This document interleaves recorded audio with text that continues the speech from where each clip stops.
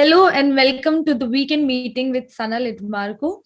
I am Shubhi Sinha from the Youth Wing of Rationalist International, and today we have a very important topic and a vast one, which is freedom, ethics, and morality. Just like always, let me guide you all with our pattern for today's session. So, the session will begin with a 60-minute speech by Sanal Edamaruku on the topic mentioned, which is freedom, ethics, and morality.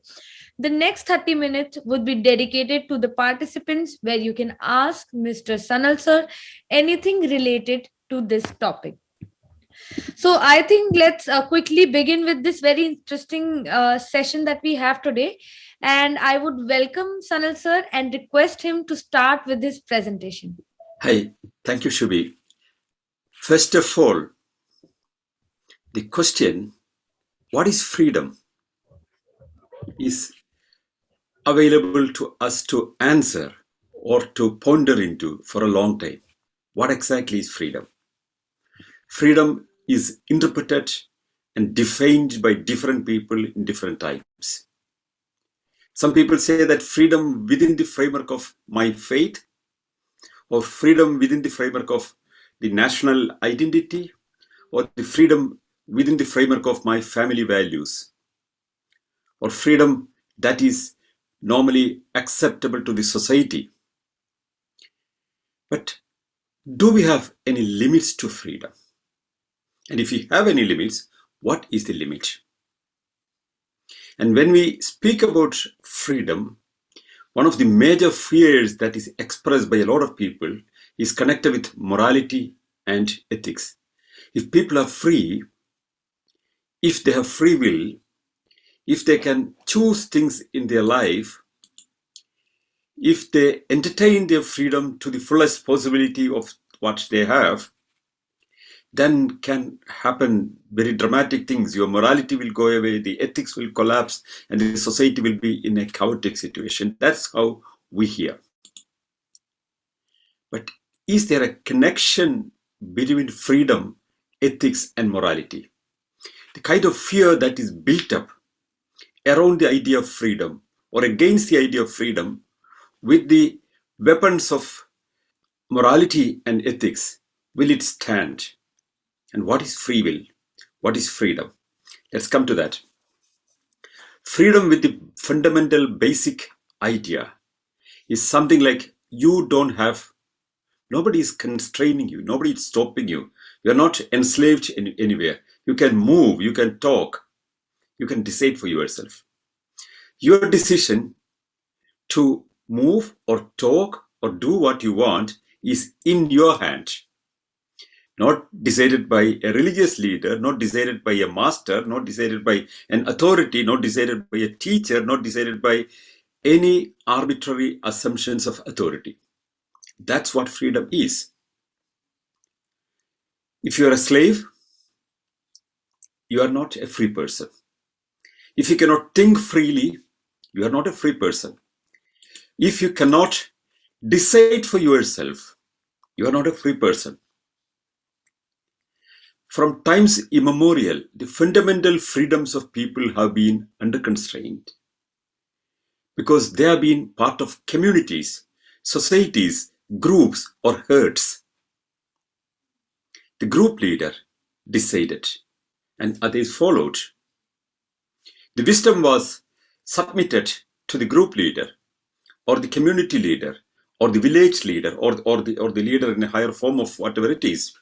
And for us, somebody would be deciding. And that's where the idea of freedom comes as a big challenge to the traditional systems. People were afraid hearing the word freedom.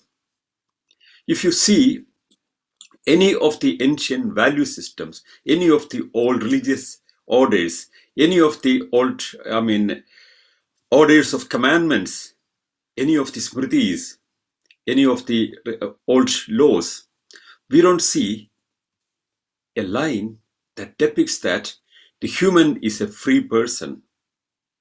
His freedom is to be respected and valued, that he has full right to have his conscience, to practice what he wants. No, not a single religion to my knowledge from the past has this value this moral as an important thing projected anywhere. You don't see it in Old Testament that says that what you should not do.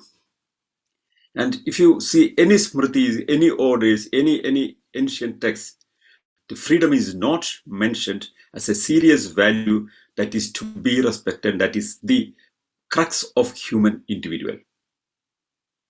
That is why freedom becomes the most important value of a modern society.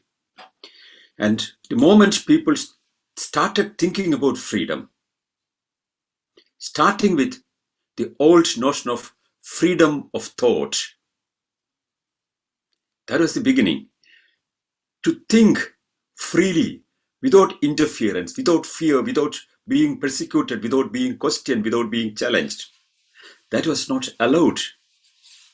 If you wanted to think critically against your authorities, or something that was mentioned in your religious text, if you want to think freely about that, then in the way it was defined to you, it was told to you, it was expressed to you, you were a heretic.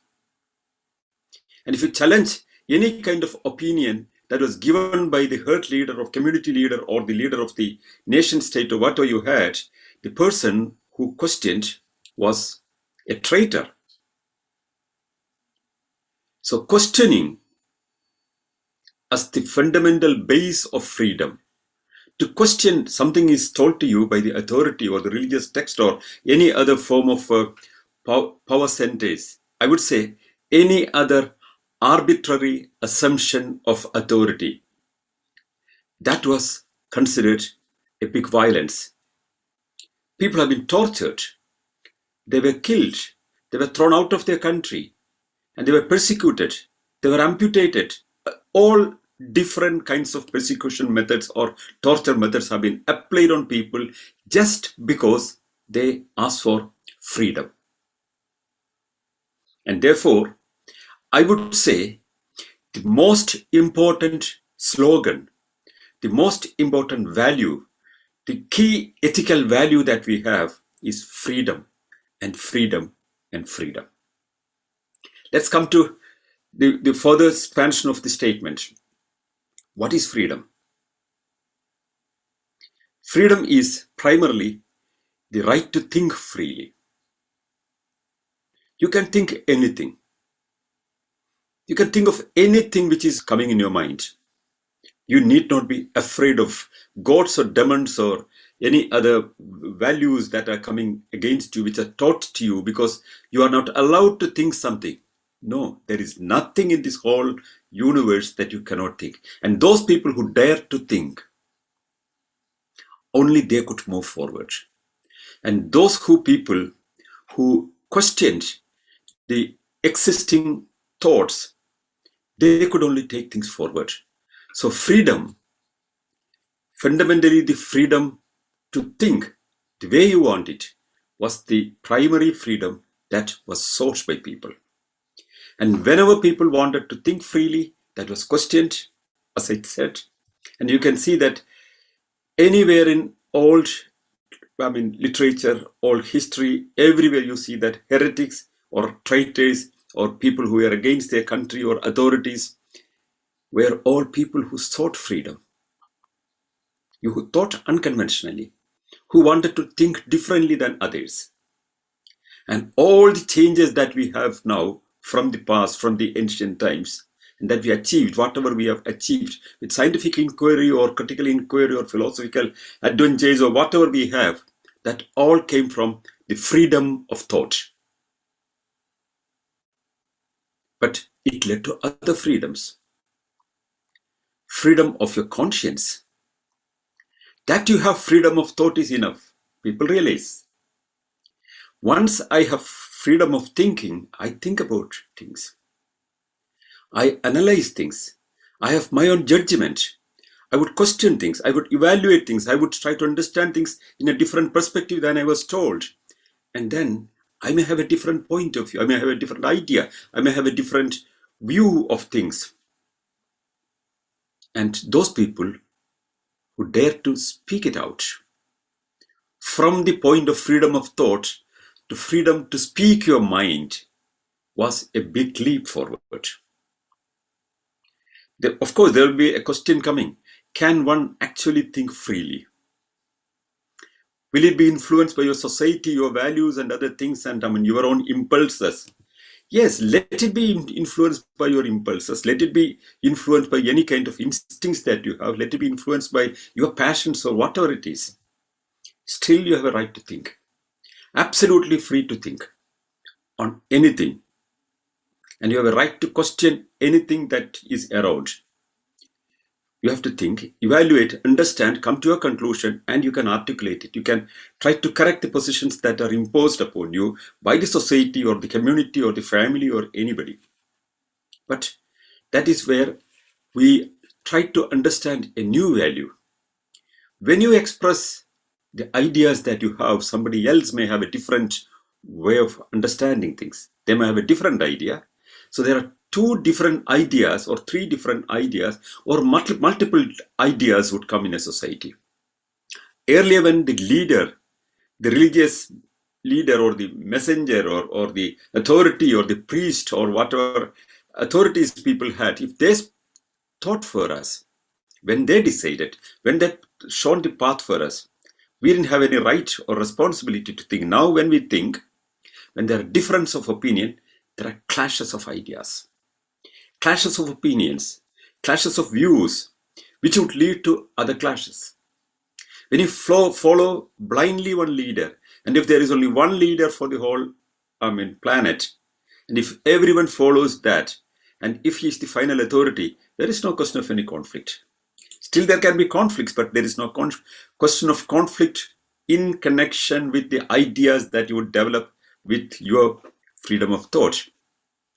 When you have this conflict around you, then you may differ sometimes with your siblings. You have a different opinion. Then you may differ with your parents. You may have a different opinion. Then you may differentiate the position of your teacher and yourself. Then you see that some people in the society has a different point of view and I understand things differently. And then the next course is, in ancient times, people would clash on their ideas. If some people think that one point of view is correct and others think another point of view is correct, they would try to establish their hegemony, their authority, their control on the situation by conflicting with the people who had a different point of view. Wars came, conflicts came. And that's the key of the conflicts. Authorities. Some people thought a certain country is their country and certain border is their border. Somebody thought it differently. There was conflict. All throughout the history, you see conflicts based on different ideas that people held differently than others.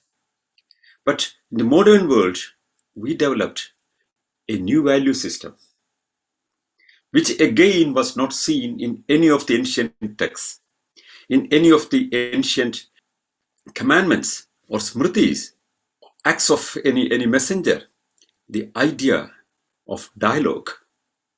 Instead of conflict, when two people have different opinion, a possibility of peaceful coexistence and dialogue between ideas without taking swords and weapons.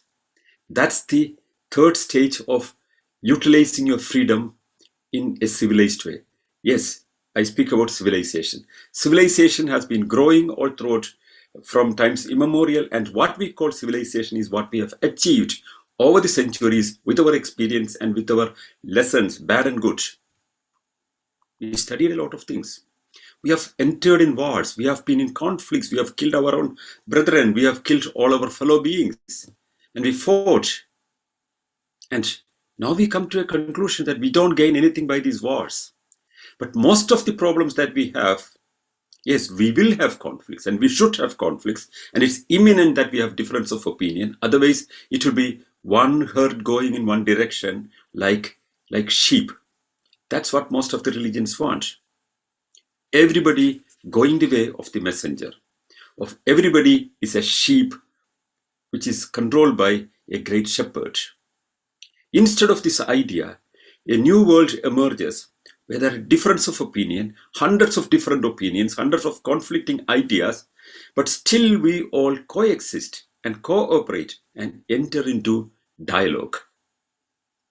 An idea that was prevalent not only now and in ancient Greek republics. I mean, you hear about the stories of the great dialogues during Aristotle's time. Of course, it has led to another great war. That's part of history. Aristotle has been the teacher of Emperor Alexander because Alexander's father Philip believed that the Hellenic ideas had hegemony and serious importance and which has to reach the whole world. And he brought in Aristotle, the scholar of those times, to teach his son Alexander. And he was educated under Alexander. And to spread the ideas of the Hellenic worldview, Alexander has gone all throughout. Through Persia, he came up to India. But that was the next stage, the wrong message that he got. That any kind of idea cannot be imposed upon people. People have to understand what they want. And they have to opt. Freedom of thought means freedom of decision also. Nobody can say to you what is good for you and what is bad for you. And what philosophy is good for you, what ideology is good for you, what dogma is good for you, what religion is good for you, or what faith is good for you. It's nobody's business. It's your business. You're not going to allow anybody to get it accepted, get it imposed upon you. That's where we have reached now in the world. Now we know that we have made a lot of mistakes in the past. We entered into conflicts, we fought, everything that we have been doing, but now the modern worldview that is emerging is no hegemony of any ideology, no hegemony of any political point of view, no hegemony of any kind of special authority, no religion. Nobody should be able to win over the whole world with power. The challenge is to convince people, to get people to decide for themselves. When people decide for themselves and they take their path, well, that's perfectly fine. But if you see the religions all around the world now, how did Christianity come into predominance in many parts of the world? We all know that Christianity came as a it came into being as a powerful force, as a political decision of Emperor Constantine. There was a power struggle between he and his siblings, and he has taken a group position taken by a part of the empire, and he has called a synod. There was a 1 year long synod, and all these ideas were codified. In 4th century, the present day Bible was codified, and the Roman Empire had the new religion, that is Christianity. A lot of ideas from the past, for example, the Mitra religion was following sun worship. They were sun worshippers. And their idea was taken into, and the Sunday was made as important. As per, for example, Christian faith, the last day should be the Sabbath, which the Jews would do. They have made Sunday because the sun worshippers were to be absorbed. There you see another method. The December 25th, for example, was taken as the birth date of Jesus Christ. It was done during the time of Constantine, Emperor Constantine in the 4th century. There is no mention in the Bible about the date of birth of Jesus Christ, but a date was adopted with a clear intention because that was winter solstice at that time. And that's the day when the sun becomes smaller and smaller and smaller, and that's the peak point. And from there, the sun becomes larger and larger in the northern hemisphere. And that day was celebrated all around the world by the sun worshippers and all the communities all around the world. And that was taken into the faith of Christianity, and they called it the birth of Jesus Christ, and called Jesus was the son of justice or something like that. Why I tell this story is very interesting. People were they were given wrong ideas about things. Their ideas of their natural expressions of their festive mind, whatever they have been believing, whatever they have been following, have been manipulated by people in power because they wanted to get them into their fold. The sun worshippers worship something, and they have been worshipping the rays of sun as a symbol, and they put 2 olive leaves across, and that was the symbol of the sun worshippers all around before the so-called period of Jesus Christ. But that was taken into as the crucifix of Jesus Christ, and that was taken as a symbol from the sun worshippers. Why? Because You give a wrong idea because some kind of a registration in your mindset was absorbed and you have been taken into. Same methods that advertisements would do. Modern day advertisements do the same kind of things. You follow certain things and you try to bring into another fold with a different interpretation, with a different picture, and you are, without you noticing, you are slided into another thing. So this kind of a strategy of absorbing people into another faith or another leadership or another group leadership was cleverly used by almost all empires in the past. People studied how to get people into their fold very clearly from, quite long back. People who worked for the pyramids of Egypt, the slaves of those times, they believed that they are doing something great, and that they got an opportunity to do that is a great achievement, and they have been very proud about that. The people, for example, in Scandinavia, the Vikings, the great explorers, and who went into the main Europe and defeated the Paris fort and all. One thinks that there is no discrimination. You can see a special class of people serving them who would not be allowed to fight. They were just servants of the Vikings. They were carrying the water. They were cooking things. They were distributing things.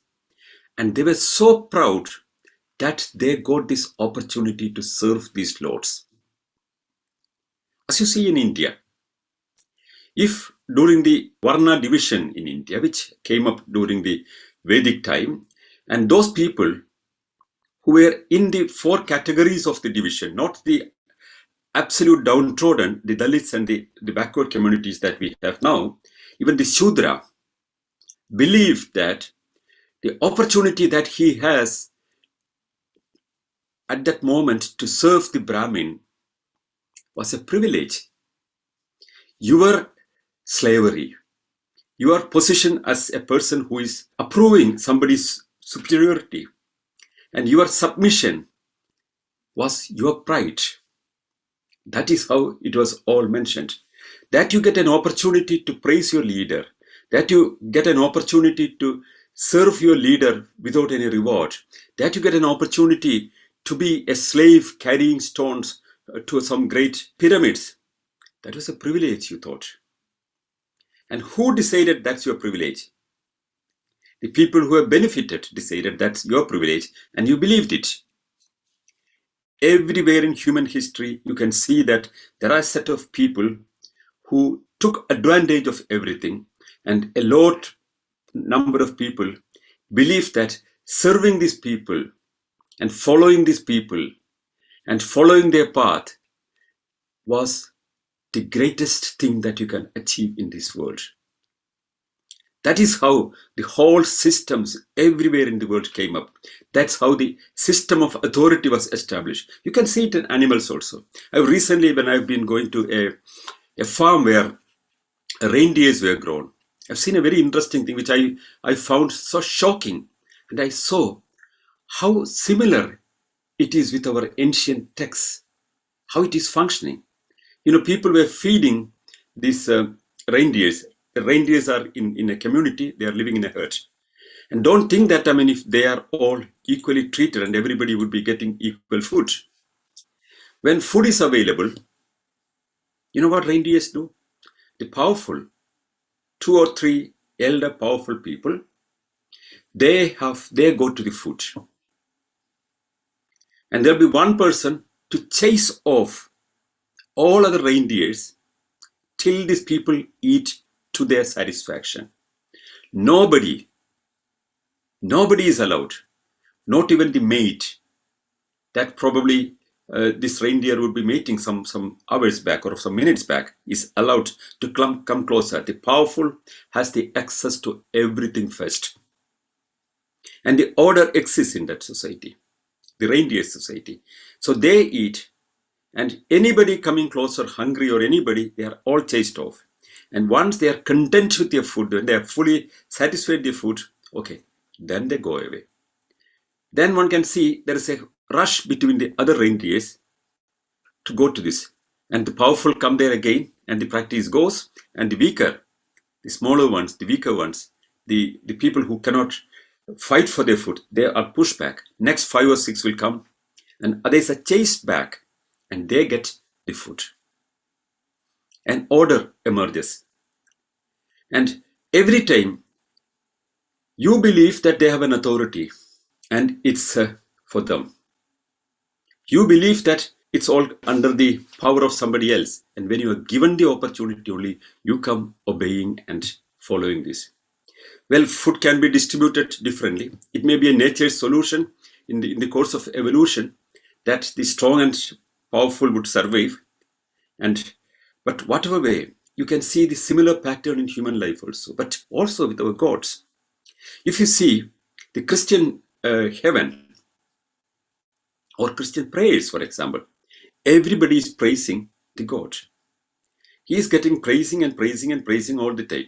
And once you are dead, and if you are elevated to the heaven, you have a great opportunity to sit on the left and right of the God, Jehovah, and all through your life, you can praise hallelujah and hallelujah and hallelujah. How boring a life it would be. All your life, you're praising somebody and you don't have your enjoyment there. But of course, Islamic heaven is different. It has a different idea. But again, here is a leader who is prompting them to a great war, offering them a heaven which is different. The Islamic heaven, as you all know, is whatever is denied here for Muslims in this world. For example, if alcohol is good or bad, it's banned anyway for all Muslims in this world. But it does not consider alcohol a bad thing, because in the heaven it is offered, there are rivers of wine going on in the heaven. That's what it is told. And well, polygamy is another question, but all the people who are reaching the heaven, they are getting some 72 huris at their disposal. And that, what is told about them, they would not sweat and they would not have any odor in the mouth. They are perfumed naturally. And they have so many mates, and one can sleep with all these people and you will never get tired. But these kind of ideas are given to a set of people who were drawn into a war to fight against the enemies. If you die in this war, you are going to get a heaven which is not at all imaginable. That could be completely of your greatest fantasy. It's only for the men, because men were only soldiers. Men were only fighting, and it was available for them only. No female who goes to the heaven would get all these things. Maybe one could become a huri. The whole idea, again, I would say, is that a leader wants to articulate the people and give them false promises and give them ideas, and people flock behind them. And they are told to, praise the Lord 5 times a day and repeat a slogan that our God is only God and no other God is a God. And all these gods want praising. What is happening in that process? It's a kind of conditioning yourself to submit totally. Freedom of thought was fundamentally curtailed in this process of repeatedly telling you something by giving you suggestions by this process. Any kind of prayer, any kind of repetition of any prayers are forcing you to be conditioned to be submissive. Being submissive means you cannot ask questions. Questioning is the biggest sin. What I wanted to say is that to start with your freedom, you have to ask questions. You have to raise questions. You have to think. You have to critically evaluate things. Use the critical faculties of your mind. That's the point when you get liberated. And if anything that comes on way that stops your freedom, stops the process of your critical thinking, you should eventually gain the courage to reject it or put it at one side, or modify those societies to get you this freedom to question, to understand, to evaluate, to critically understand that. If you don't do that, you would be submitting your freedom to the choice of other people. And why this freedom is very important. It was freedom. It was the idea of liberty. It was freedom to think, freedom to articulate, freedom to speak, freedom to challenge, the freedom to do things have moved the world forward. All what we thought, or most of what we thought in 3 millennium back, we moved forward and corrected. We rejected many of them. For 1,000 years back, what people thought, many of the ideas, we know that it was not correct and we rejected them. We moved forward. Many of our prejudices have gone. We have been prejudicial to our fellow beings. We have enslaved our fellow beings. And eventually, a new world emerges that challenges these ideas that separated us, that discriminated us, that created intolerance. People try to understand the importance to reject any kind of discrimination on the basis of caste, on the basis of religion, on the basis of your nationality, your language, your gender, your age, your physical ability or disability. No amount of discrimination is possible in a world where everybody has equal rights no matter what the person is. That is the biggest value that we know now, and that has come from the idea of thinking critically and rejecting the traditional ideas. When those people who rejected the idea, obey your lords, obey your king, obey your authorities, don't think against them, that all have changed. Now, with the modern democracy, not only a democracy, I would not consider it only as voting people to rule for we, and we have no right about that. I would consider democracy the most important value that we have reached by democracy is the idea that the last lone person dissenting has the right to keep his dissent active, and he has the right for it. His ideas may not be heard, but he has a right to dissent. He has a right to question. He has the right to express his views. Every single individual has the right to express his conscience. But also, parallelly, we develop another value, as I earlier said, without physical conflict, without war, without violating peace, to coexist, to have dialogue and get into conclusions. Sometimes a vast majority of the people may have absurd ideas, wrong ideas, unacceptable for the growth of the humanity or the future of mankind. There can be one lone person who have a difference of opinion. He is not supposed to follow that path, that he can articulate, he can speak, he can convince the people, and he can try to tell other people that that's wrong, that can be corrected. When that process is going on, one would be able to influence the situation without following an authority. That is the freedom of expression. Freedom of speech becomes an important value, one of the biggest value because of that. So anybody who criticized a government earlier would be censured or censored, or they will be persecuted, arrested, or any other kind of things. But now, world over, we see big changes, with the 2-3 major events. The American Revolution, for example, the fight against the British authorities, against the colonial authorities, and the independence of America. And the constitution that they have made, one of the finest constitutions, with the First Amendment, which clearly separates state and church at one side and guaranteeing the freedom of expression. We have achieved a major stage of development by articulating these ideas which was presented by a lot of people.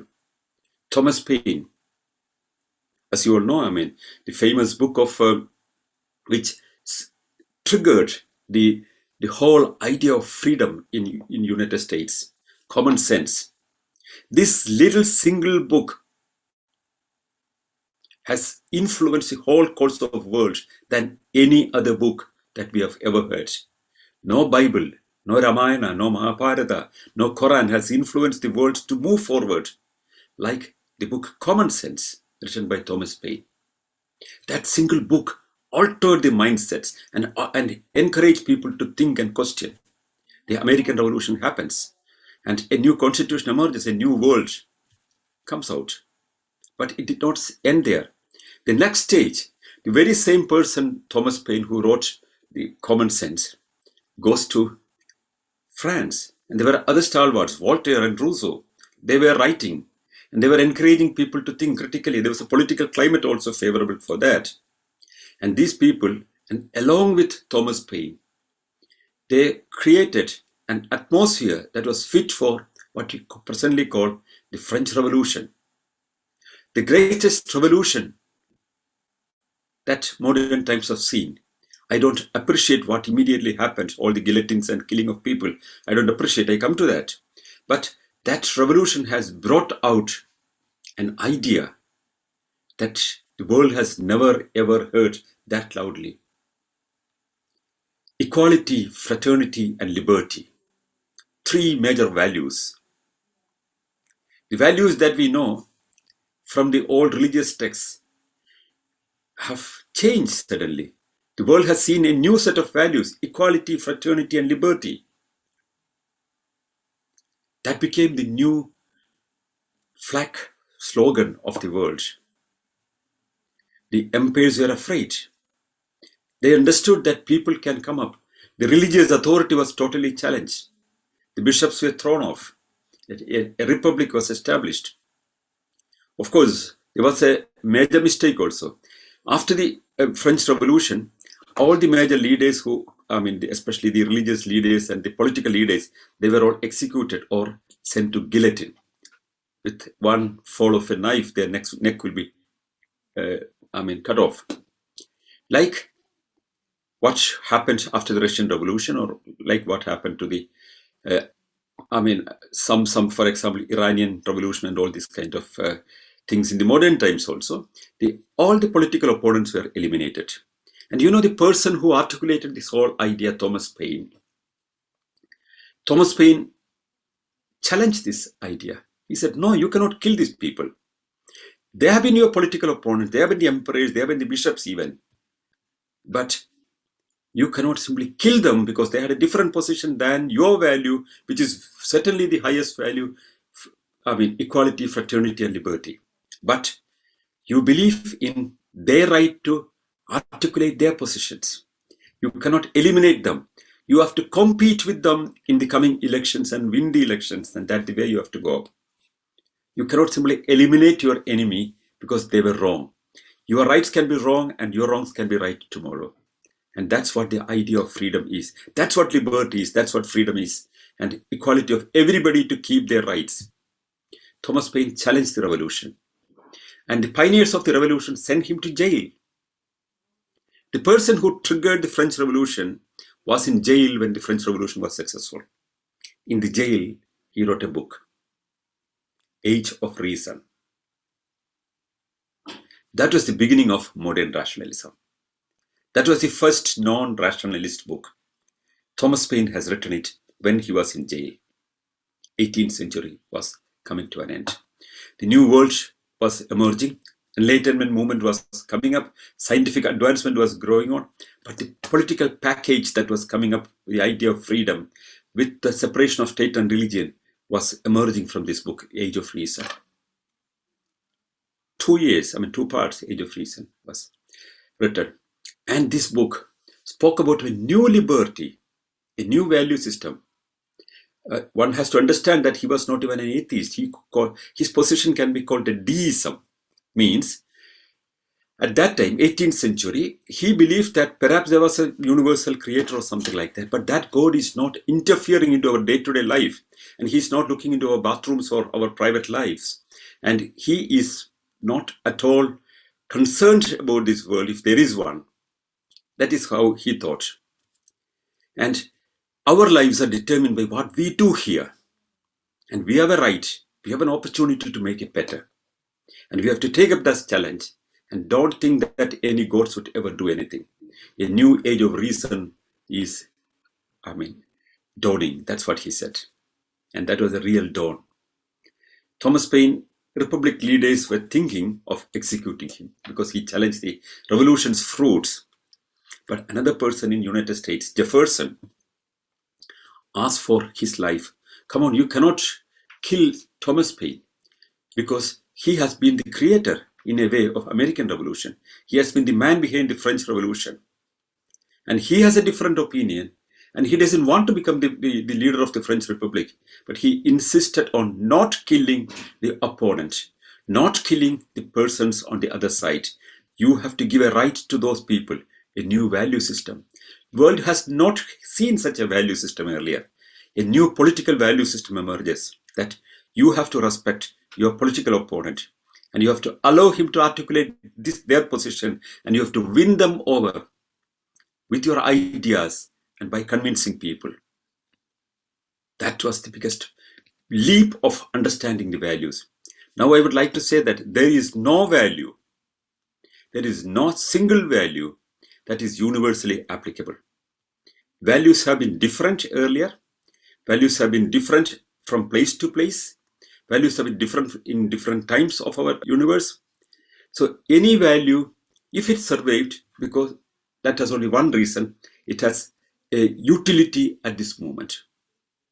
Our understanding, our civilization, our experience throughout history has given us a new understanding, and perhaps some of these values we have taken. And some of these new values have taken us much forward than what values we had earlier. And many countries came to the highest value that, for example, in many developed countries, execution is totally, death penalty is totally taken away. And a lot of new ideas were coming up all around the world during this time. The freedom of a person to choose their spouse, which is not allowed in earlier times. Across faith, across language, people could choose their relationships. So a new idea of freedom of, physical proximity emerges. So everything changes in the world from around the 18th century, and a new revolution begins. The value system kept on changing, kept on modifying, kept on improving. And what we thought moral at one time sometimes changed, sometimes it improved. And we understood that certain moral values or certain ethical considerations that we had at one part of the world is not the same at another part of the world, or one time of our history is not the same in another time of the history. Everything changes. The biggest value or the moral value that we have is freedom of thought and freedom of expression, freedom of conscience, freedom of religion, freedom of faith, worship. Everything is allowed in this modern society, which was not there in the ancient times. This is one of the greatest value that we have, freedom. And this value was denied in the past, and we gained it, we achieved it, because we understood with our experience that freedom, if freedom is denied, all other values that you have are denied. If you don't have freedom, there is no meaning of any other ethical code. There is no meaning for any other value. And ethical codes are not exactly values. That's another important thing that we have to study. For example, lawyers have an ethical code, a professional code, what a lawyer should do and what should not do. That is considered, evaluated, and a code is made. That's an ethical code for the lawyers. There are ethical codes for physicians, doctors, ethical codes for scientists. These all can change the growth of our understanding. When we understand things differently, when our old values, our understanding systems move forward, we realize that these values that we cherish for a long time are no more values, and that can change, and that would not damage us. There was no God, no prophet, no messenger who gave us these values or ethics. No testament, no smritis, nothing. It's we gave our values because of the fear that we have, because of your own lack of confidence. Obedience comes from fear. Obedience comes from suppression. All slaves all the time believe that they are protected. They are in a comfort zone. All the women in their burqa would think that they are protected in that. All the nuns would believe that they have a very comfortable life because they have a special word for that. They are the brides of Jesus. And they have taken an oath of poverty. They have opted a promise of hunger and suffering. And by that, they don't even realize that they are denied salaries. They are denied good dress. They are denied good food, which will be nothing more than economic convenience to the people who run the nunneries. Do you know, that's another thing, it's connected with the modern day slavery. The nuns in the present day world, there are almost more than 1 million nuns are there. And children are recruited from the age of 15 to 16, and they were told that they have a great call for the faith, and they are going there, and they do not know, they cannot even take decisions at that age. And these people, they were trained, and they all work either outside the church institutions or inside the church institutions. And if they work in the church institutions, they are never ever paid by law of the system of the church. They are not paid a single penny as salary. And they are given, if their soap is over, they will get 1 piece of soap. If they have 3 pairs of dress and one is completely damaged, they will get 1 extra. And they will get the least expensive traveling money if they want to travel for their purposes, and no salary whatsoever. They work in hospitals, they work in schools, colleges, and their institutions everywhere. And because they have taken a promise of hunger and poverty and suffering. And they're very proud about that. That the victim is proud about their situation is what is gained by the people of exploitation when they lack the sense of freedom.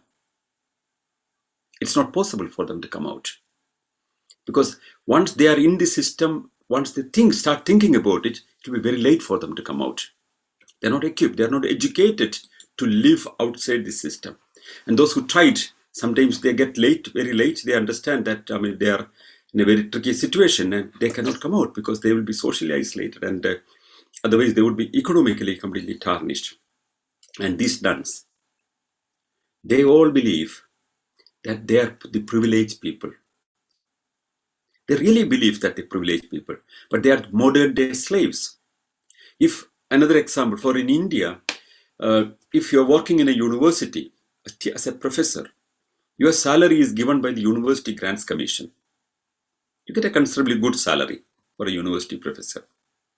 And this salary is, even if you're working in a private college, and if it's affiliated with the UGC, the salary comes from the University Grants Commission. When a nun is teaching in a college, the salary would be coming, but it would go to the Mother Superior. She won't get it. She don't get a single pie of it. Imagine that. And now, another interesting thing, I've been in my clubhouse programs in Malayalam. There have been many former nuns coming and telling their story. 1/3 of their salaries would go to the bishop. And 1/3 of them to the Mother Superior's fund. And rest of the money goes to the parishes and other things. And a small part, normally less than 5%, is spent on her. Less than 5% of the salary that you earn is spent on you. And still they think that it's a privilege. That is where freedom is. It's not freedom, but you don't realize that it's not freedom. You think that it's a privilege. This is what I was telling. Every slave in Britain, when slavery was getting abolished and they were be taken to Liberia later, the slaves were struggling against that. They said that, what will you do? Who will protect us? That was their worry. How will we live a life of our own? The slave to understand that slavery is not a privilege.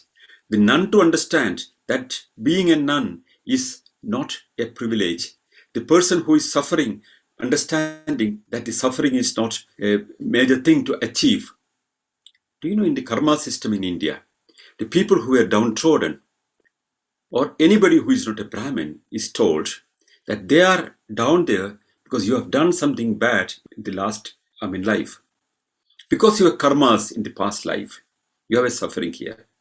You suffer it here, obey and respect and give everything to your lords. Then you get an opportunity to come to a higher birth. So your suffering now is a privilege. That was the value system that was given there. An ethical code would justify that. The religious codes, the canonic laws and everything would justify that. And for example, the Manusmriti, for example, which was actually implemented later during the British time, which was earlier very powerfully established, but Apastamba Dharma Sutra, for example, if you take, which clearly says that what you have to do to get a better life by serving your Brahmin lord. And people who were given an opportunity to serve these people felt they were privileged. So that's what I was precisely telling. Anybody who feels that their deprivation, their suffering, their slavery, their discrimination against them is a blessed thing. You are not understanding what is your freedom. When you understand what's your freedom, you can come out, but not only coming out, if any kind of value system that stops you to think critically against the authorities, against any kind of arbitrary assumptions of authority, you should be able to reject that value system. There is no value system that should ask you to surrender, to be exploited, to be underprivileged. There is no value system. No, there is no ethical code that should make people depraved, that should make people not going forward. What I would advise is very simple, that the value system that has been coming through the centuries have evolved, changed, and it's getting modified. You have to keep on modifying it to re-establish the most important value, that is freedom. The freedom, it should go further. I would say that it's not only I'm speaking about political freedom. I would hint what it means to be a free man or a free woman or a free human. That's the correct word, because I would like to speak across all genders. To be a free human, you should be able to decide about your personal life. You should be able to decide about your happiness. You should be able to decide about your food. You should be able to decide about your sexuality. You should be able to decide about your political position. You should be free to decide about your opinions. And you should be free to live the place you wish to. And you should be free to, at the end of the day, the master of your own life. When any person, any moment realizes that, yes, I'm the master of my life, I decide for myself, that's the moment that person is free. And if anything that comes against that, if there is any value system that comes from the past that stops you to feel that you are the master of your life and you can decide for itself. But of course, it's subject to a lot of other things, practical things and laws and other things. But to the extent possible, we are reaching higher and higher in human freedom, to reaching a position that you can decide that you are the master of your life and you can decide what you want without, that's the most important thing, without violating the freedom of another person. You have the freedom to walk in the street, but you don't have the freedom to go and hit another person, because that's violating his freedom to be free. The only limit to freedom is that you are not violating the other's freedom. And another thing is, you are not violating the social order of coexistence. These are the set of ethical values. That's the connection between values and ethical system. Ethical system is a set of laws that we create for coexistence and implement the most advanced value system. It's a set of codes. Like the lawyers have a set of codes, and like the doctors have a set of codes, and like the people who are practicing any profession has a set of codes. People who live in the society also have a set of codes to live peacefully and coexisting without violating other people. And that shall be the basis of a new legal system. Because fundamentally, all legal systems are protecting the value system based on justice. Therefore, that is why all legal systems are to be modified and improved, which is happening also, everywhere in the world. Many of the laws are changing and modified, and our ethical values also change and get modified. Therefore, the horizons of our freedom also would get modified. Advanced freedoms, like, for example, freedom of sexuality, the choice of a person, freedom of to be pregnant or not, the right to have a child or not, the freedom, the next stage is freedom to die if one wants. Because in euthanasia, for example, if a person is suffering and the life is miserable, after considerable thinking, if one should have a right to decide about one's own life. In many advanced countries, the right to die is seriously considered as a major right. And many people who are very old, something like 95 years old, 100 years old, and their life is in suffering, they decide to die, and it's allowed in many countries. And also, the horizons of freedom grows over and over again and reconsidered again and again, because there is no value that decides, no eternal value that decides the contemporary value system. There is no eternal ethical code that decides our present ethical system. It should be humane, and human rights should be the base of it. And human rights, as we know from the Universal Declaration of Human Rights, as one point, which also needs improvement. That was one stage of our understanding as the highest, right expression. I would say that, another 20 years, we should reconsider the Universal Declaration of Human Rights, and maybe we have to make the Universal Declaration of Human Rights too, because we have still more understanding about the value system. We have changed a lot of things. The right of LGBTQ people, 50 years back, it was not respected in the world. The right of people to choose their gender, which is a very recent one, to transform their gender if they want. All these kind of new things are coming up, and the value system is getting evolved and changed. And many parts of the world wholeheartedly open up and accept the new value system, considering its justice. And many parts of the world still cling on to the old value system. But the value system gets evolved when we start thinking. Free thinking is the first step, and freedom of your thinking to be expressed is the next step, and freedom to articulate your free will and thinking is the third stage. But always think the limit is that you are not violating someone else's freedom. Precisely 1 hour, and I stop here. Thank you very much. Well, thank you so much for elaborating this topic so vastly and so precisely.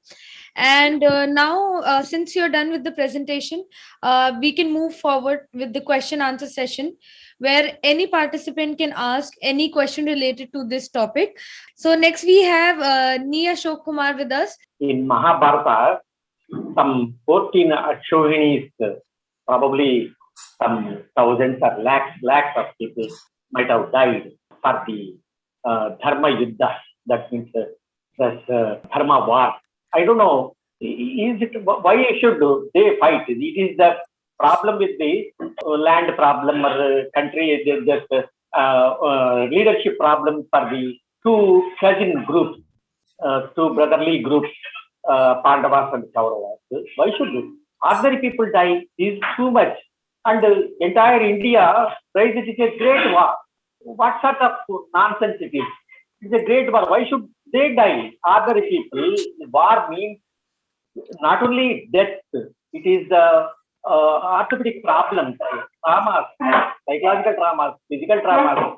Throughout their life, they have to suffer like anything because of losing some organs, something, invalidism, maybe there. So, how can these religious people support such type of things? As because Dharma Yuddha means development created by for the Lord. Lord asking people to war among themselves. They say another thing is to reduce population, Bhubhara, population. Is it the way religious things and the entire 120 crores of people believe it is a truth and it is a ethical? Sorry, too much. Sorry. Yeah. I don't think the story of Mahabharata is a real one. It's a mythological story, especially the war that is happening there. Could certainly be a mythological story. Unless Gandhi, for example, Gandhi has written a book about Bhagavad Gita, and his opinion, though he was in the later part, he was carrying Bhagavad Gita in his hand. Gandhi's observation about Bhagavad Gita is it's a story which is a conflict, which is depicting a conflict within the mind of a person. That's how he presents the Bhagavad Gita. I would personally, recently I had a very interesting discussion with a Hindu saint of Kerala on the efficacy of Bhagavad Gita. And what I've expressed in that meeting, which I would repeat here also, I would consider the ethical dilemma. I would take Bhagavad Gita as a literary piece, as literature. Mahabharata is, of course, it's a higher literary piece. Bhagavad Gita apparently was added later. In the original form of Mahabharata, which is known as Jaya, there was no Bhagavad Gita, which was apparently added later for a political purpose. But in Bhagavad Gita, I would feel close to Arjuna. Arjuna asks, well, what I am fighting for? The dispute is all around a small kingdom. And one person was a king and he is blind and he cannot rule, and his brother was given, the sibling was given the responsibility to rule, and his children and the original kings, the deputed king's children and the other king's children are fighting for this kingdom. That's precisely what Mahabharata's great war is for. And Arjuna asked Krishna, I'm seeing my uncles, my teachers, the beloved people and my cousins and all these kind of people on the other side. Great warriors on the other side. And in this war, both sides will lose a lot of people. And if I kill all these people and win this war, what will I gain? A little kingdom. But I would be sacrificing the life of a lot of people. Rather, I would surrender this little kingdom for them and save the life of all these people. I don't want a war. And that's what Arjuna is telling. Whenever I read, I've been reading Bhagavad Gita many times, critically and otherwise also, I always felt as a character, Arjuna is at a great, great, great height of ethical feeling, kindness, and thinking about the future. And he wanted to avoid a war. And the God that Krishna is articulating him, telling him different arguments to convince him why it is important to go to the war, why it is important that he has to fight. It's your karma, it's your responsibility. Then he makes different arguments, which practically is, extracted from different Upanishads and other thoughts also. Different darsanas like Samkhya Darsana and everything is coming into that. But with all these logical arguments, he cannot convince Arjuna. He fails to convince Arjuna with all arguments. Then he grows mighty and tells that I am the destructor of all destructors and I am going to destroy all these people. They are actually dead, I know, and you have to go and execute it. And Arjuna got scared. It was power that decided, not the dialogue, not the discussion. In the dialogue and discussion, Arjuna's treatise was gaining power, and that's where I would say, if we take this as a literary piece and two characters, Krishna and Arjuna, I stand for Arjuna there. I don't agree with the whole arguments that Arjuna makes, but the pacifism that he is, trying to articulate is where my conscience would go, not with the person who would argue and fail and then, becomes a mighty person and terrorize him and force him to the war. But that's a story. But also these hundreds of thousands of people getting killed and all, if you consider the population of those times, even if such a war happened between two set of people, it would not be reality. But this idea that you have to kill people for a kingdom, for a king somewhere, that's absolutely absurd. Nationalism, when it comes higher, in the old form of it also, it can justify all these kind of things. It creates a set of values and an ethical structure in your mind, because you think earlier your tribe is big and you have to kill your opponent tribes, and when you later think that you have to kill your enemy because your nation is to be protected. And earlier, every single tribe believed that was correct. I fully agree. There is no meaning in entering into wars and killing people. We should try to understand the possibility, the art of dialogue, art of solving crisis. That is what to be educated. That's what to be developed. Thank you very much for that. Okay. So I think now we can move on to the next person. Mr. Arun. My doubt is that you talked about the freedom of human beings. Talking about, can we apply this freedom to animals also? Can I shall put forward an example. We kill a chicken to eat it, but it is not applicable to hunt and kill a tiger in India. So how you differentiate the freedom of animals to roam around in this earth? Yeah, I would come into that position. Good that you have asked that question. See, in earlier times, we thought that we have a right to the life of all flora and fauna. That's how it is told. Even in Bible, it's told that everything is made for you to consume. In Quran, it is said that it's for you that these things are made. The fish in the sea is made for you to eat, and animals are there for you to consume and use. That's how it was told earlier. And in the nature, we see that many species can survive only if they kill other animals. And that's how they have evolved. For example, a tiger cannot survive without eating another animal. The cycle of food goes like that. And hundreds of lives are perished in the process of other animals are fed with other animals, which is a natural process. Humans, as we know, that we have started eating meat pretty long back, millions of years back. And that has apparently developed our brain, especially when we started eating cooked meat. That has developed the huge advancement of our brain. But we, as the most advanced species, much advanced than most of these animals, we have an understanding about the whole structure. We have the understanding about the life of other animals also. Unless it is necessary, we should not kill any animal. That's what I think.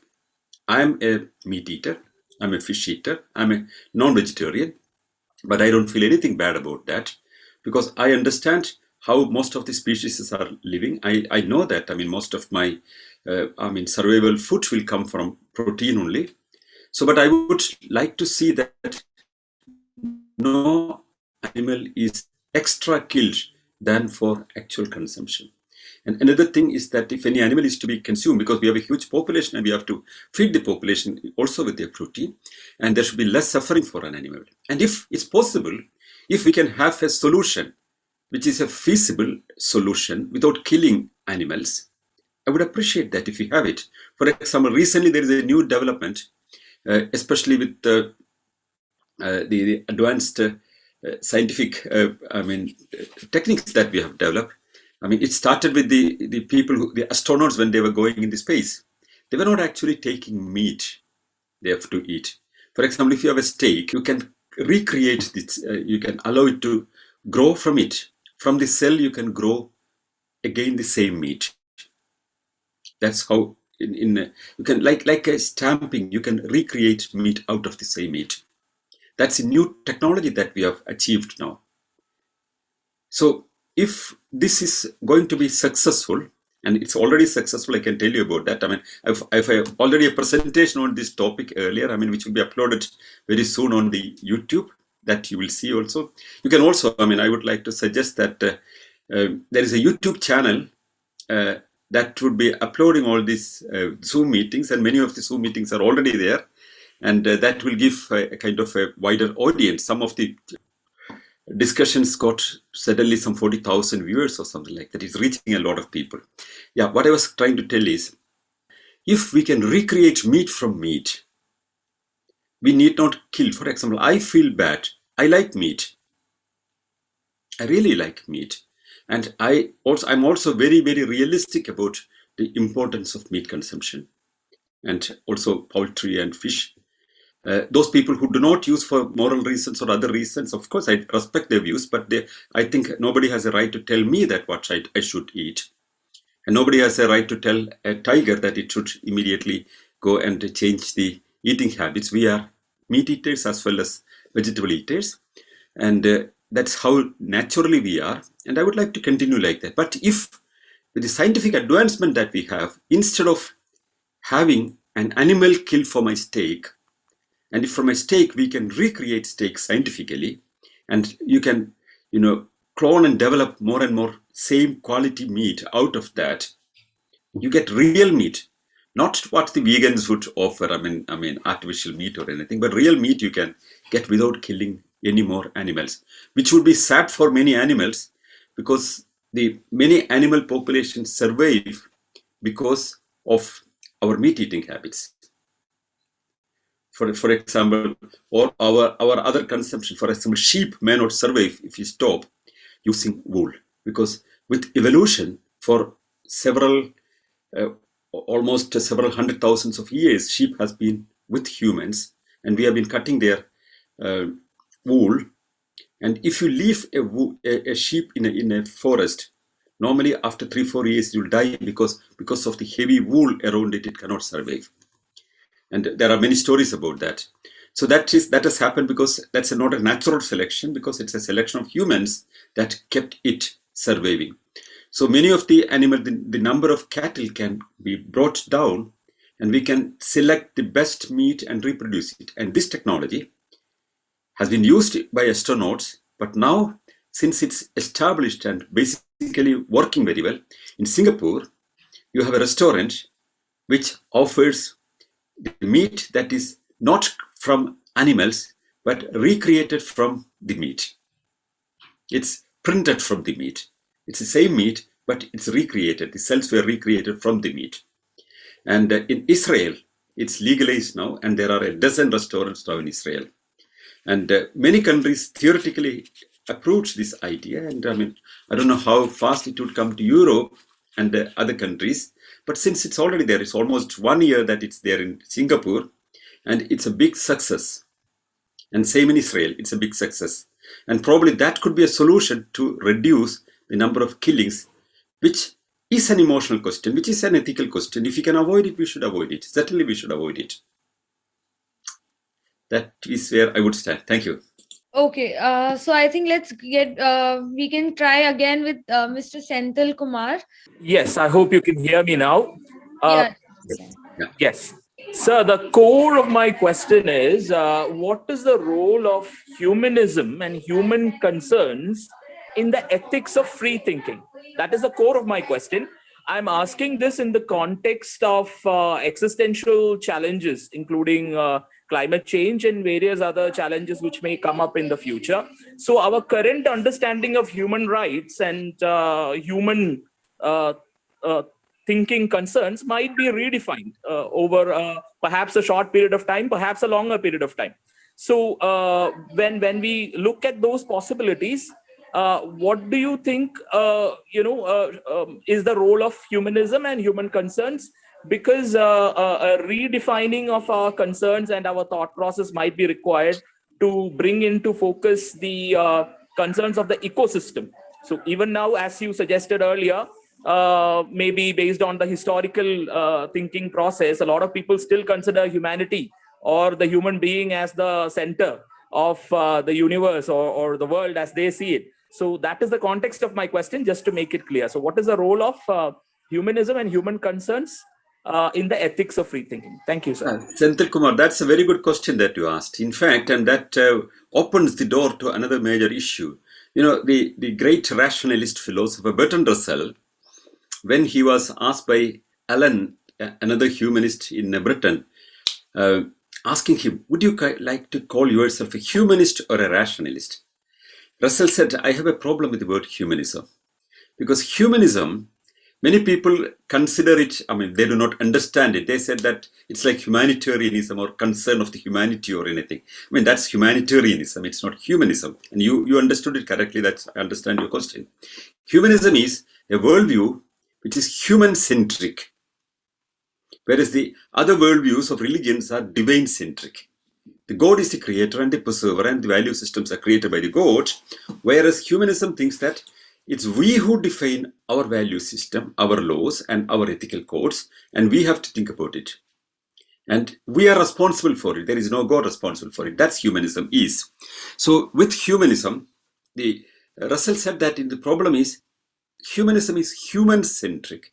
And that was the time. In late 1950s, he wrote this letter telling that he would not like to be called a humanist, but a rationalist. Why? Because rationalism is, that's a fine specifications that a philosopher would insist. Rationalism is an approach which rejects all arbitrary assumptions of authority and against all discriminations of race, caste, linguistic divisions, gender, all discriminations it stands against. And with the arbitrary assumptions of authority, it rejects all holy books. So it can think, and the scientific attitude is the key of it. Whereas humanism is based on humans. And the Maxim Gorky's famous sentence, man is the ultimate, everything is for man. So that is the thought of a period.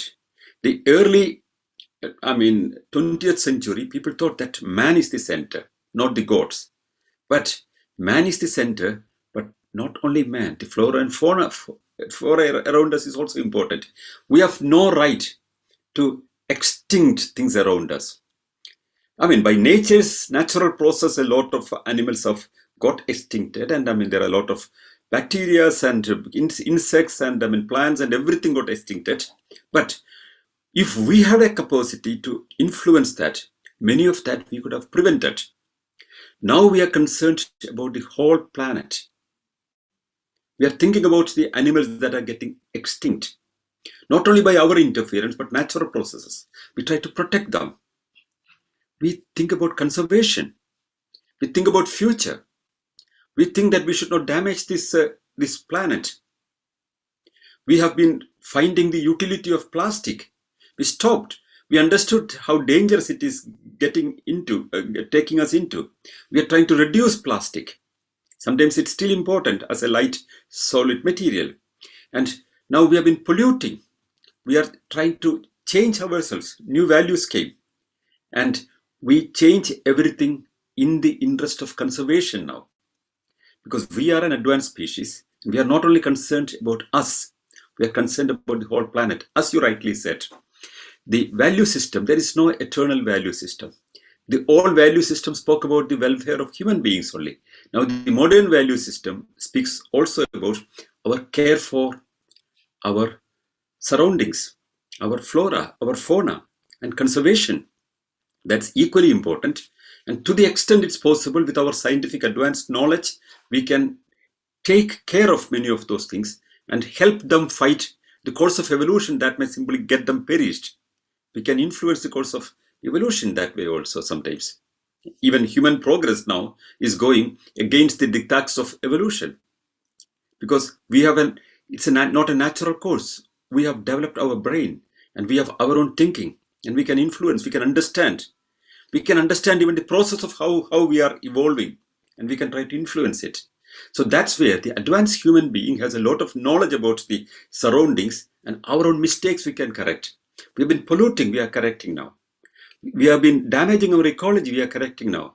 Every time an ecologic violation or any kind of questions coming about our flora and fauna or our atmosphere is taken seriously. I don't know how far it is coming to India, but in the last Finnish election, one of the major issues of election was carbon emission. Which party has a better carbon emission policy? In bank statements here we have every single purchase, that product, how much carbon emission that product is actually making. We get a mark there, carbon emission mark.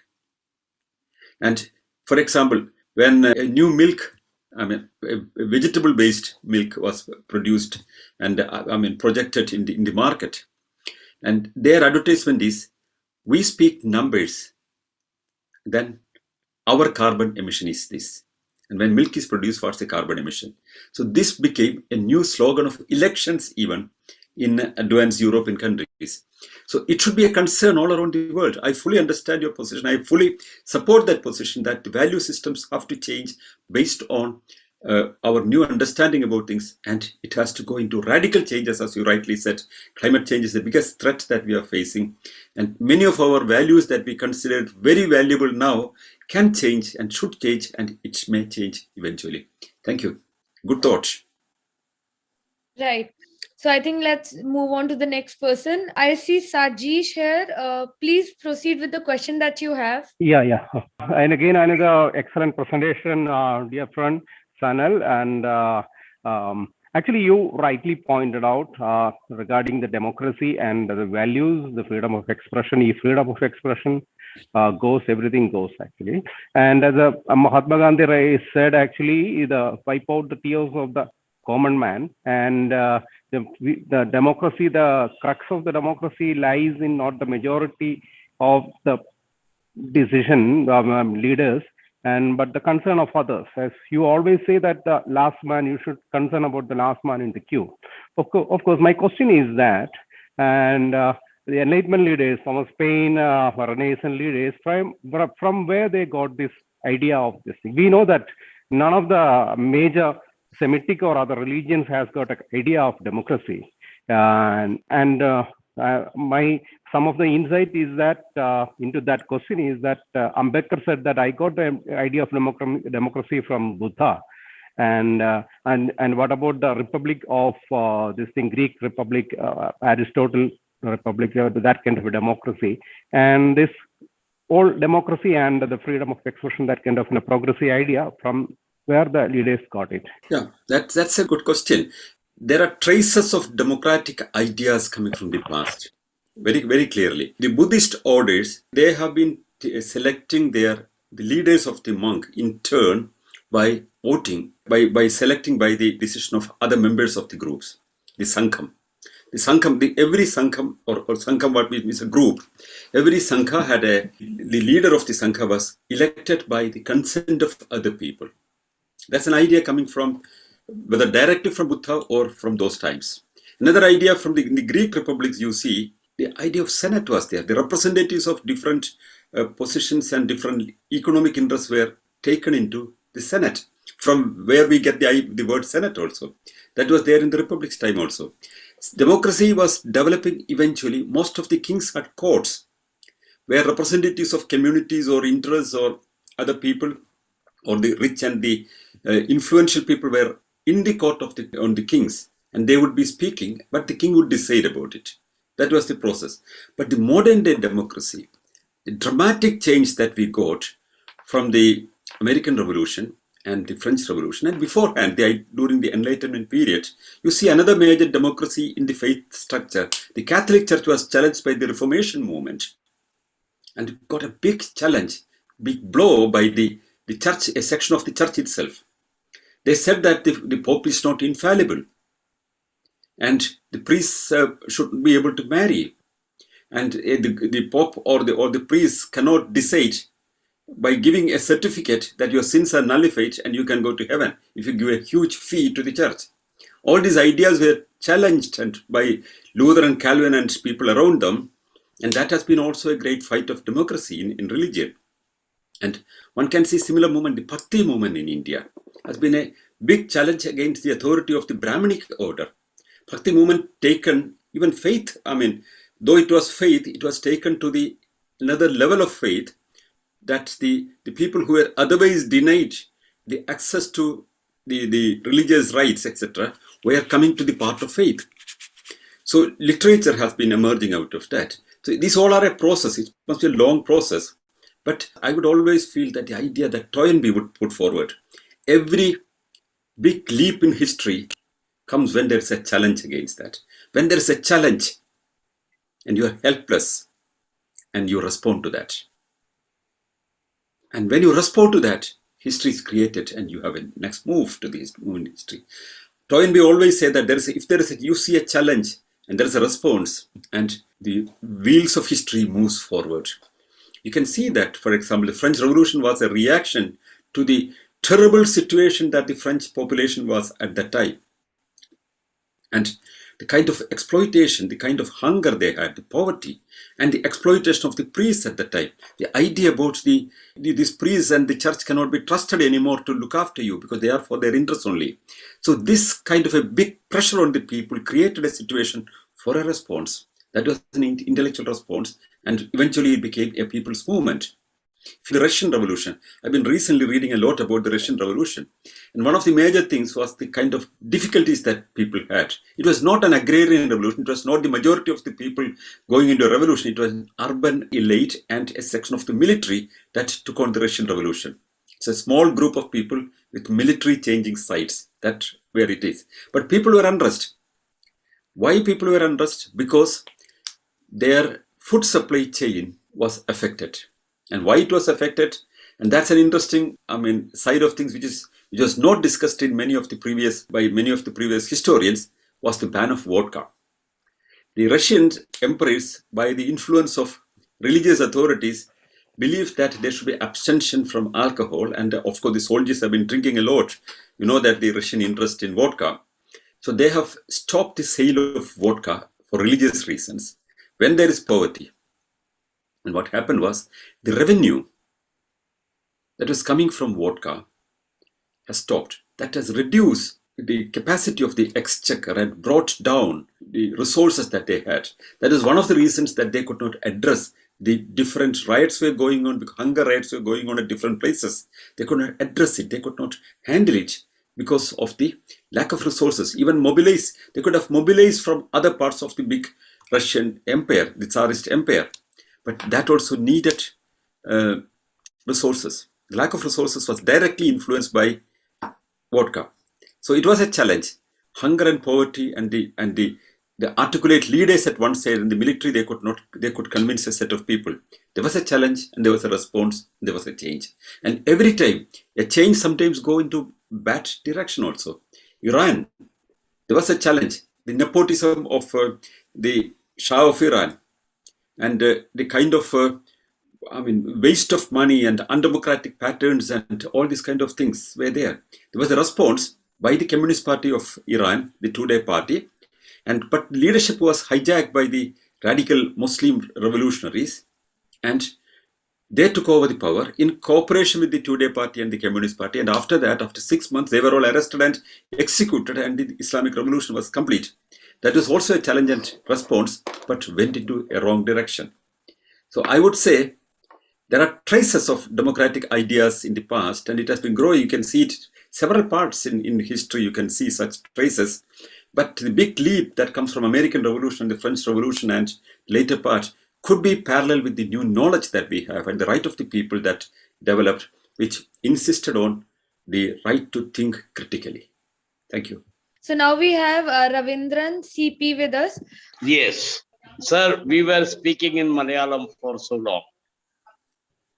Now I received your message and I left all the clubhouse and came. What I'm going to ask you is about the democracy and atheism. My guru is Sardar Bhagat Singh, who was an atheist. And as well, he said very good items about the democracy. That is merciless criticism and independent thinking are two traits of the democracy. How do you react, sir? I would agree absolutely. One should be able to criticize anything, any authority, any views, if you think it's wrong, and if you think it's incorrect. And if you don't have that right to criticize or question or challenge the authorities of any faith or political authority, then you don't have your freedom. And that has to be taken. Any kind of criticism has to be taken as the right of other people, and people should be able to answer it, respond to it, not to suppress it. I fully agree and absolutely share your views. Thank you. Okay, so I think we can move on to the next person now. Now we have Kunjathur Chandrahasa with us. You can proceed with the question. Yeah, thank you very much, Mr. Sanal, for a detailed discussion on freedom, morality, and ethics. Very interesting subject. See, one thing, society has evolved from slavery to feudalism to present form. And my question is, in different country, the death penalty adopted is different. For example, in some countries, it may be hanging. In some place, it is stoning or the cutting through a sword. His head will be cut through a sword. In some places, okay, it may be electrification to the person. So some of these things, they are very cruel systems, and a evolved man can they not think of something which is very in line with the humankind's evolution which has taken? And as you said, there are many things. Even a meat can be replicated. We are in that stage. Whereas this barbarian type of killing or ending the freedom of a person who is accused and who is proved guilty, is it not something very cruel, Mr. Sinal? And is there no solution for this? I would, Even though some countries are, I would yeah. share your feeling absolutely. I go one more stage. I don't approve the idea of death penalty. I think that death penalty is something we have to end in the world. No one has the right to take away the life of another person, because life is the most precious thing. Even if the person has done such heinous crime, he should be put in a prison. And of course, I mean, he should be asked to work, and I mean, he should be able to earn. But if his public life is dangerous to the threat of everybody, one can even think of putting a person into lifelong prison. And it won't be a burden to the state's exchequer if he's working with his, according to his health situation. So death penalty is something I would say is to be stopped. And in most civilized part of the world, America has not stopped, China has not stopped. China has the largest number of death penalty, I think, after Iran, or China has number 1 and Iran has number 2, I do not know. But in USA, there is still death penalty. In many of the European countries, I think in whole of European Union, there is no death penalty. I know about Finland for certain that, I mean, the state cannot execute a person for any reason. That's the right of a person to live. And secondly, the way people are killed differently in different ways of different parts of the world must be coming from the traditions in that place. Stoning to death in Semitic areas was part of the ancient belief. In Old Testament, in Bible, we see that, I mean, for adultery, for example, that was the biggest crime at that time, and people will be thrown to death so brutally. We have seen in Iran and, I mean, earlier Taliban regime and even now that people are stoned to death. And they even slit the neck or behead in Saudi Arabia. All these kind of brutal ways of killing, all are coming from the traditions of those lands. But in any case, I mean, you are thinking, I mean, in a very considerate way that it should be painless killing as much as possible. There should be a uniform form of it. But shall we not think that, why don't we end this death penalty altogether? We are a civilized world and we can have many other ways to reform people, even if they are not reformed. I mean, we can keep that person to have his life. Why should we take away the life of a person?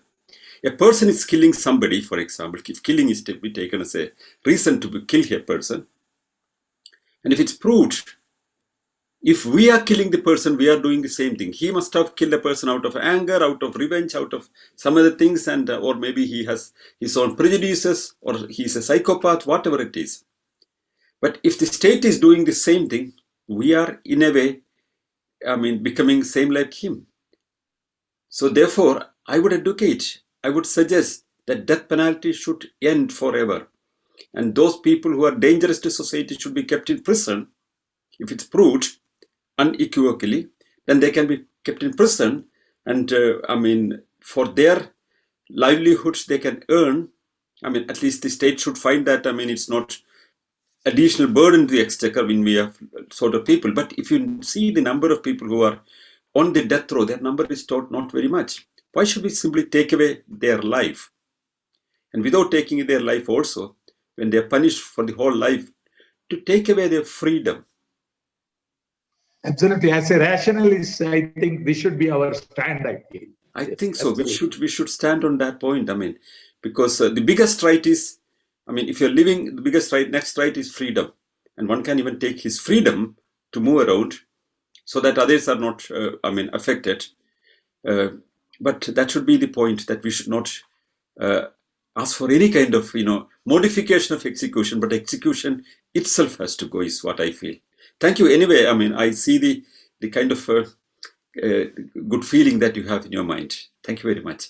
Okay, so I think we can move on to the next person now. Now we have Amarnath with us. Thank you, Sana sir.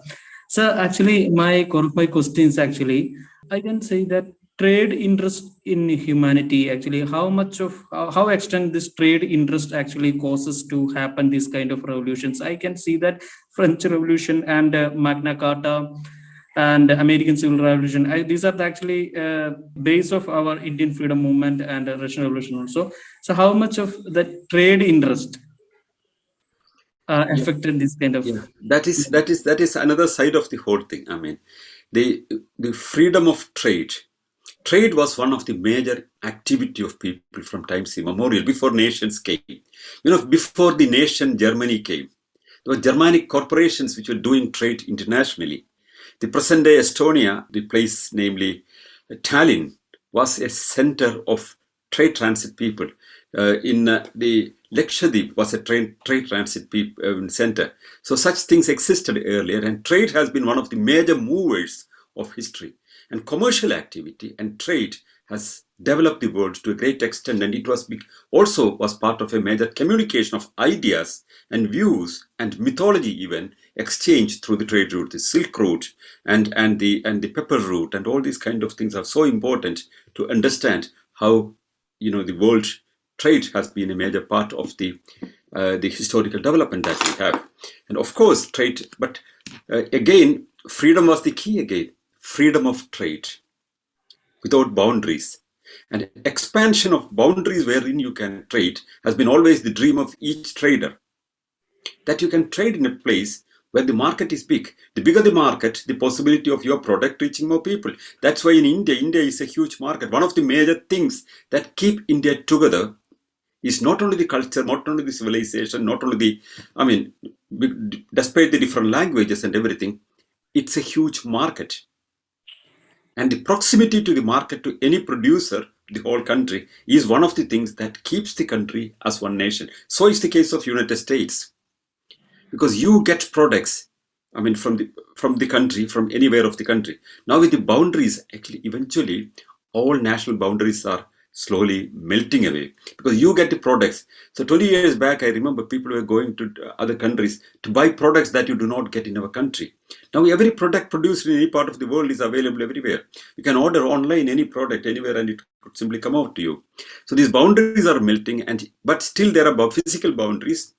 But trade is and was a major moving factor. You rightly observed it. And the freedom of trade has been one of the major issues that came up also as a part of the freedom struggle. Laissez-faire, the idea of free trade beyond borders.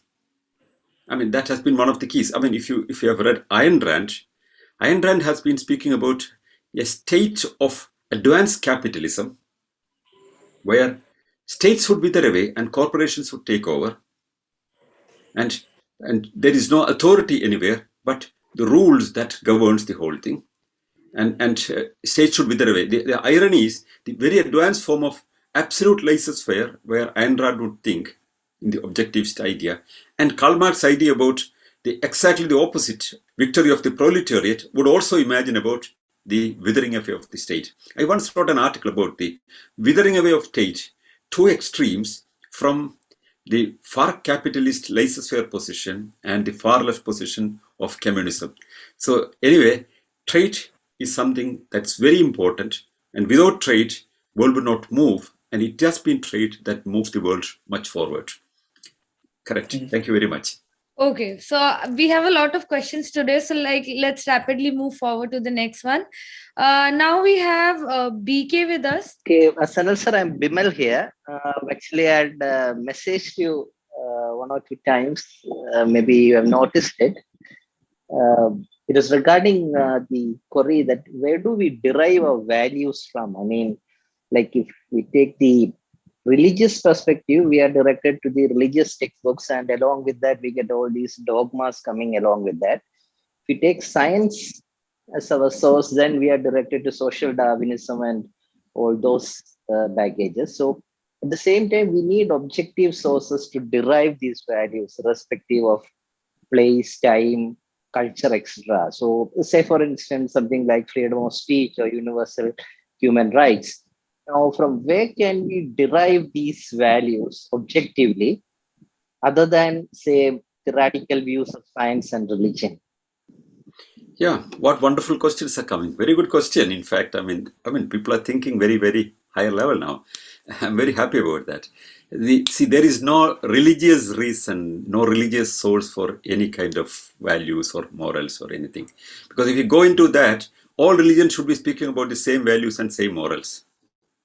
Every religion, there's a different moral system. I mean, if you are a Muslim, you have a different moral system. If you're a Hindu, you have a different value system, different moral system. If you're a Buddhist, you have another one. If you're a Christian, you have a different one. And everybody claims that it all comes from divine sources.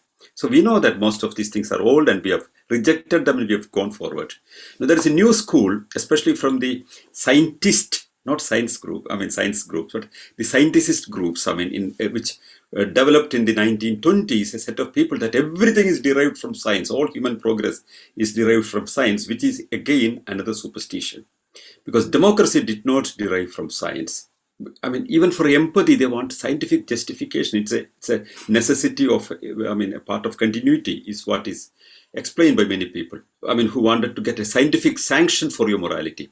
There is no universal morality. There is no universal ethical value. All the ethical values that we have evolved from our own experience, the growth of civilization. And we made mistakes and we corrected it out of experience, out of our own success and miseries and experiences. We have evolved. We found that war is, victory in the war was a great value at one time. Now we know that war is not a great value. Now pacifism and peace is the greatest value, because we have seen the misery of war.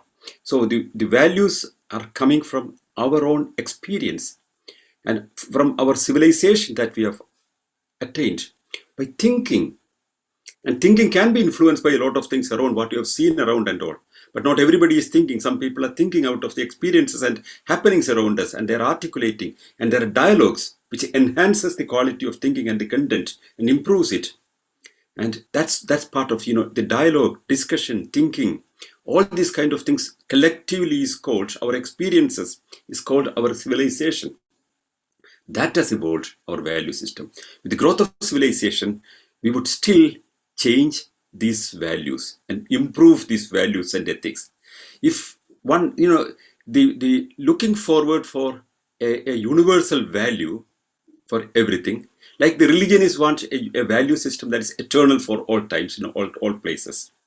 And those people who look scientific sanction for our values and ethics, they are also going into the religious path, thinking that we need an ethical system and value system which is applicable for all times, forever, in all places. There is nothing of that sort. What is considered value 50 years is not a value now, and we have changed. And another 50 years or another 100 years, we will have a different set of values. We will modify, we will improve, and more things will be decriminalized. More and more things will be free for people, and we will expand the horizons of our value system and ethics. I don't agree, as you rightly said, I would fully agree with you that it is not science that is the source of value system. It is not any divine books that is not the source, which is the source of the value system, but is our own experience and the growth of civilization, which will still change. There is no eternal value. There is no eternal, universal value system. It's a growing path, and we are in the right direction, at least as we understand now. But we may be wrong, which will be corrected by tomorrow, which means it will be continually, it will be evaluated, corrected, modified, and that's how value should go. Thank you. Good questions. I'm very, very happy about these quality level questions. Right. We also have Ratish KK with us. So my doubt is, you said that capital punishment is not for a civilized as on a humanitarian country. But sir, don't you think that terrorists would need to given the capital punishment? For example, I take it, Masood Azhar was arrested in India and we kept him in the jail, Indian jail. And after that, Kandahar hijacking, we are forced to release. He planned Mumbai attack. So don't you think such terrorists who are found guilty should be kept in jail so that someone have hijacked a plane and release them on the latest stage. And how Ajmal Kasab, of course, we hanged it. So don't you think in that constraint, even the capital punishment is required? That's my question. Yeah, I understand the concern of you that if people are dangerous, if they're terrorists, if they're damaging people, if they're, if they're raping people or children are raped, all these kind of things, I mean, they are threat to the society, and if they somehow come out later, it can be dangerous. Yes, that is the ethical dilemma. That is really the ethical dilemma. But at the other side, do we have a right to terminate their life, or aren't we able to protect these people? How many people we have given death penalty? If you take the whole number of people in any given country, the number of people who were given death penalty after all appeals, the number is not very much. We can protect these people, but the mistake with this terrorist being released and later he hijacks another plane was a political position that gives a situation that he would be released. But such deals sometimes happen. That was, in my opinion, that was a mistake. One should not have surrendered to such a blackmailing. No blackmailing should ever work. That's one thing. But that's a question of political situation. Even if that was not there, they would have asked some other thing. I mean, as a bargaining point. That was a person they have asked. But if he was not there, they would have asked some other thing. So that was a question of a terrorist bargaining things. When children are kept in a school, and if they ask that they should be given something like $10 million, again, that's surrendering to a blackmail for this life of the children. Those are extreme situations. But killing is another thing. I mean, if there are no prisoners also, these kind of things can happen. That's what I was telling. So the ethical dilemma is very simple.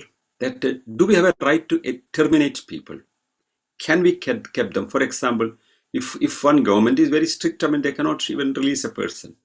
So the criminals, any kind of criminals, they should be kept in prison if they are dangerous forever. But if you give the right of the state to kill people, that can be misutilized. And sometimes false witnesses can be taking away the life of people. Political executions. I mean, if some people take away power and the other people, I mean, people in power were immediately arrested. Zulfikar Ali Bhutto, for example.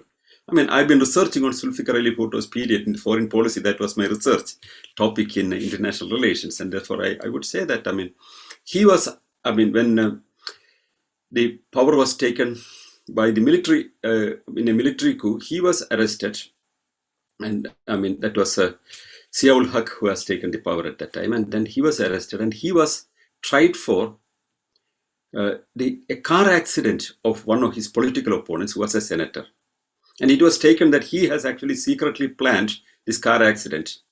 That was the allegation. And something which cannot be proved in categorically. But still, Bhutto was executed for that crime. So I would say that, I mean, Ratish, I understand your point, but I would still say that we should find a solution as a civilized society to do anything else than killing people. That's what I feel. But I mean, serious questions like this, of course, I mean, that's a concern, but we should find solutions than killing. That's my concerned opinion. Thank you. I understand your point, yes, but we should find solutions. Okay, so next we have Hari G with us. Thank you. Thank you for letting me know about this program. And I would like to know your comment about something. One of my friends told me that this human being, even though they like freedom very much, they value freedom very much, they will choose security over freedom, at any time. So you know it better than maybe anybody. I would like to know your comment on that. I think we have started with that issue that the slaves believe that they have security. It's a false idea. The slaves believe they have security and they would like to be in slavery. And most of the people who are suffering believe that they are secure people. Every deprived people believe that they are secure because of that situation. The nuns believe that they are the most protected people. though they are the most advanced form of slavery that we know in modern history. So the idea of freedom is, the moment you get the idea of freedom, is coming out from the clutches of this fear of security. There is no dearth of security. There is no issue of security. So there must be a fear of people. That's why, animals are in herds. Some animals are in herds because they are afraid to handle things themselves. But they can, in fact. Earlier times people lived, Homo sapiens sapien in the early stages. They've been clusters of people together. Dogs in the forest are groups. Wolves are groups. But we have evolved, we have changed, we have advanced people. And there are systems. The system should protect them. Not the faith, not their suffering, not their, the control around them. People should be able to think for themselves. They should be guaranteed about a secure life by the system which they elect and they, control, and which is there in power. And every time when their freedom is challenged, they should be able to question it. I don't think that maybe, there could be strains of old thoughts from the earlier times of herd living. There could be strains of that in many people's mind, that they would feel secure in communities, but they can have communities of their choice. So in traditional communities, your community is decided by some other people. You are in a community and growing there. And if you want to be with other people, you can see, when you go to a club, you are with a set of people whom you like. When you go to a recreation place, you do a football playing, you are with people whom you like. There is a choice for whom you are associating with. Freedom of association is the next stage of freedom of the individual. The association with people, like-minded people. Not because somebody has decided some kind of community that you are in. You should be able to break that. Break the chains of those communities and all these kind of things. If you want to have an association of a group, a set of people with same ideas, you can have. That's your choice as an adult. And some people may want a companionship of a lot of people. Why don't they make it? But why should they be bound in some traditions which are imposed upon them? There is no freedom of choice for them. That could be the answer. Thank you very much. Okay, so I think we have another person right now. I would request Saptarshi Bhattacharya to unmute himself. Sir, there are certain communities which say that they will not give certain freedom. Like Islamist societies are there. But when they are in free society, they demand all the freedom. And while telling us that once their power, when they come into power, they will not give any freedom. So like in Western countries, now we see many Islamic groups, even in Scandinavia, they are using the freedoms available to bring about some type of, closed society. Means they want to kill all those values which they are right now using going forward. So what do you think about this? And the second, one more question I have, because it's a very interesting topic. What about, freedom of thought is a very good idea. But what about indoctrination of children, which happens from the birth it starts? Because in India, going to convent school is considered a very big thing. So if a child goes to convent school, he will become indoctrinated about religion. If a child goes to a school of RSS, which has got the largest network of schools in India, he will get indoctrinated in some other way. If he goes to a nationalistic school also, government school, he will get indoctrinated about, nationalism. Our country is better than other country.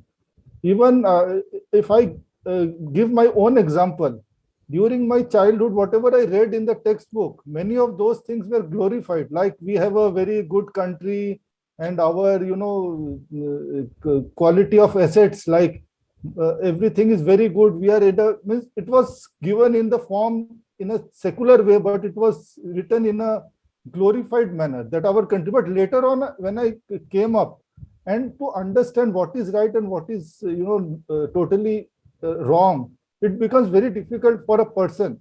And most of the people don't have that much time to go and read books and do intellectual stuff.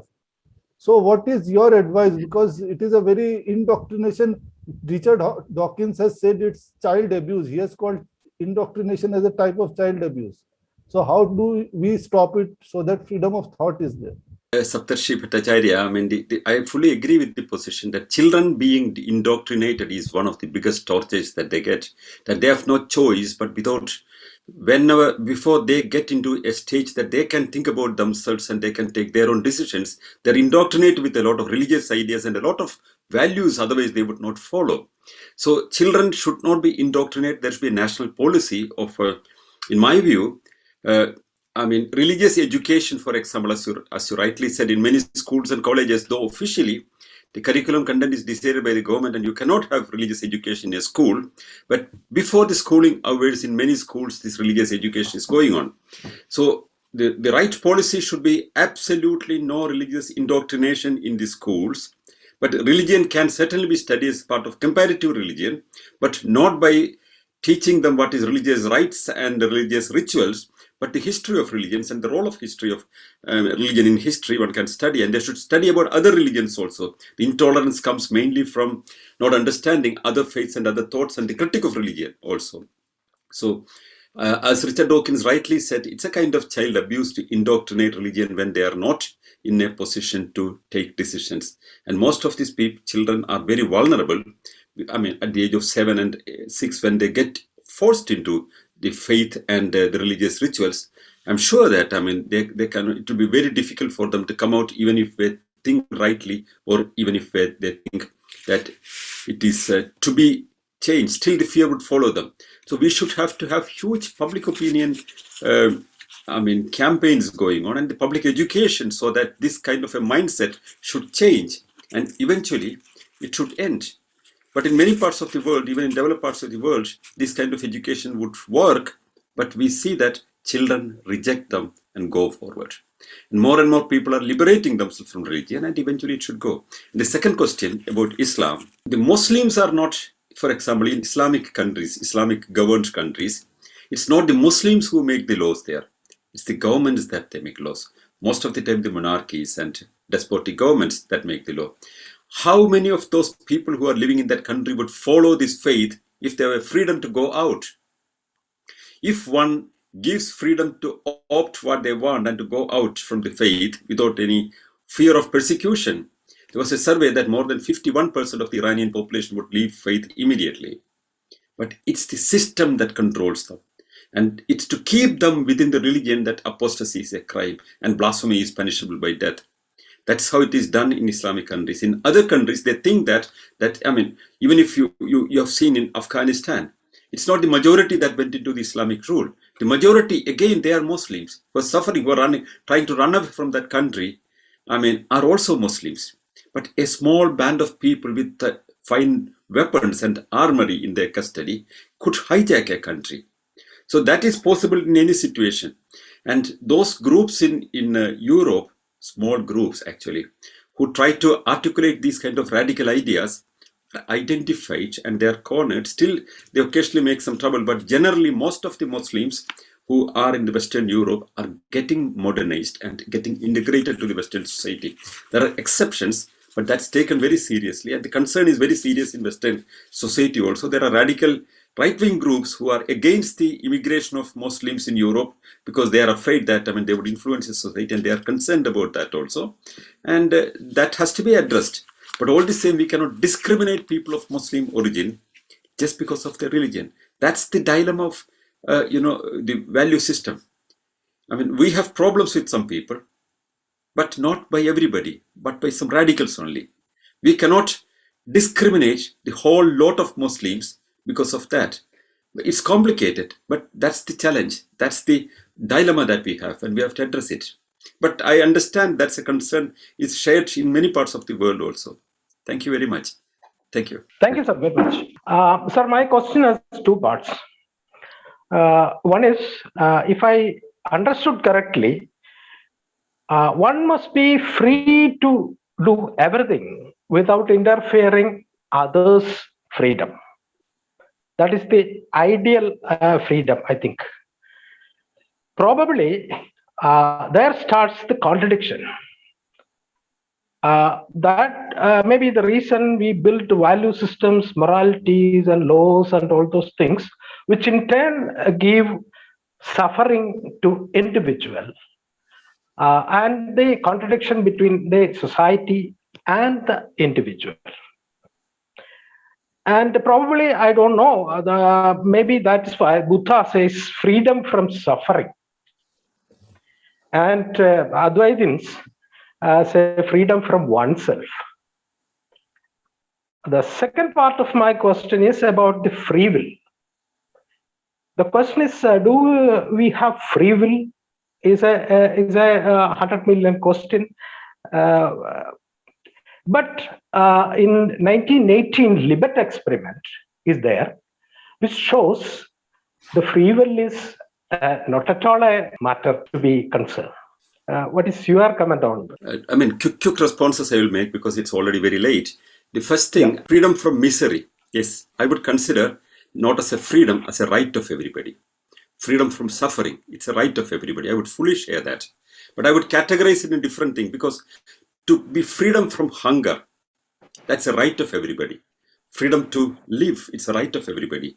Freedom from suffering, freedom from ailment, freedom to be protected in a society from others' violence, it's all right of people.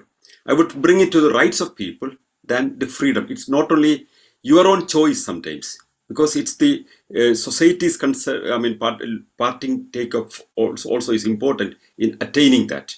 Sometimes if you're ill and sick, then the question of freedom from hunger needs the support of the state. So it's a right to be guaranteed. I would fully appreciate that position. But freedom from oneself, I don't understand what is the freedom from oneself by suiciding or what. I mean, if you're free from yourself, I mean, what does it mean? I mean, I don't think that you are going for a mystic explanation for that. I mean, that's not my point here. But freedom from oneself, I mean, that's a little thing. But other things, I fully appreciate your position. And free will.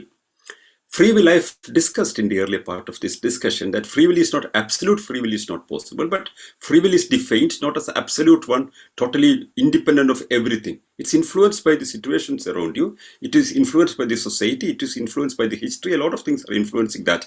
But within that frame, if you can think freely without being influenced directly, and if you know that if you have a capacity to reject the influences, your choices will be there. But within that framework, that not somebody influencing your views directly upon you. That is what is meant by free will, not as a term which is independent of ground reality. Because otherwise free will, you cannot say that you have free will without the influence of society and history and the other things. Your own personal experiences even can influence you in your free will. But that's not what is meant by free will. Anyway, I understand the position. Thank you very much. Okay, so I think let's take up the last question. It is by Ravish Khare. Yeah, this point, I have been in many of these discussions, and a point that keeps coming, about right wing and Muslims immigration issue, and right wing doesn't want Muslim immigration. Now this is we have to sit back a little and take it more from a secular perspective rather than a regressive leftist perspective. What I mean to say is that what evidence suggests. If we look at the Pew Research, and Pew Research is the one that we can quote, the evidence suggests, like in Afghanistan. In Afghanistan, there are 99% people who want Sharia. In India, the latest Pew Research was done very recently. It's 74%, 3/4, who want Sharia. Now, if, what right wing in various countries are afraid of is the Sharia itself.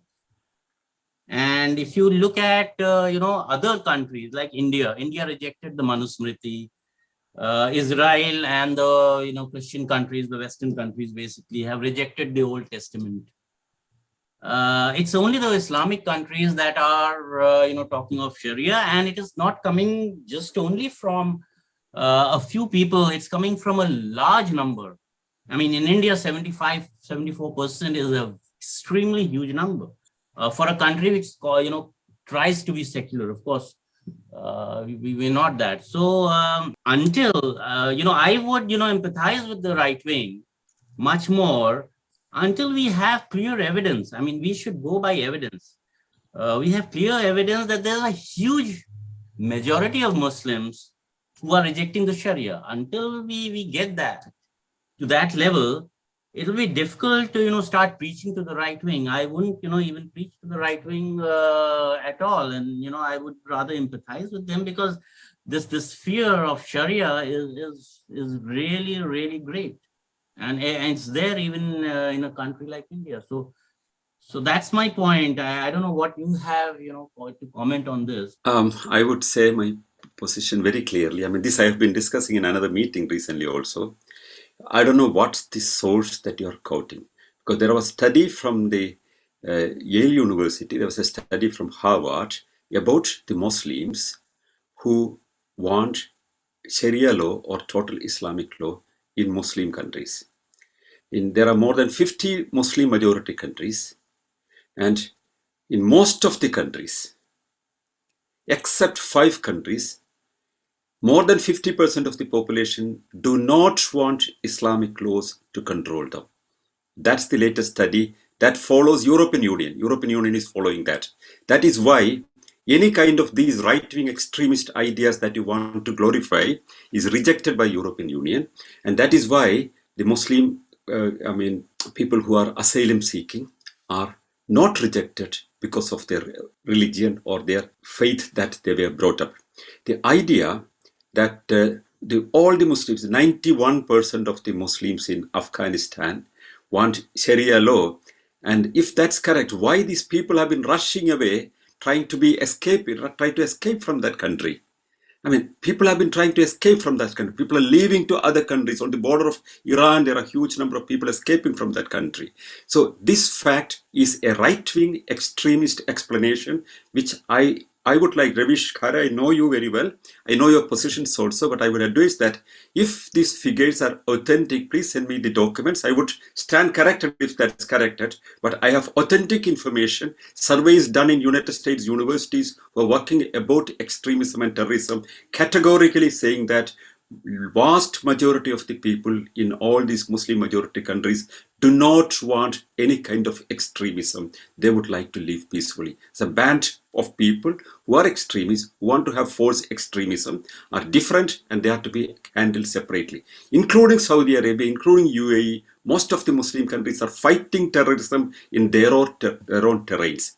That is the position that most of the countries have officially taken. The official position of European Union is very clearly no discrimination against Muslims, and most of the world is of that position. But right-wing radicals all around the country, all around the world, especially in Europe, there are right-wing groups are very, very active on this position.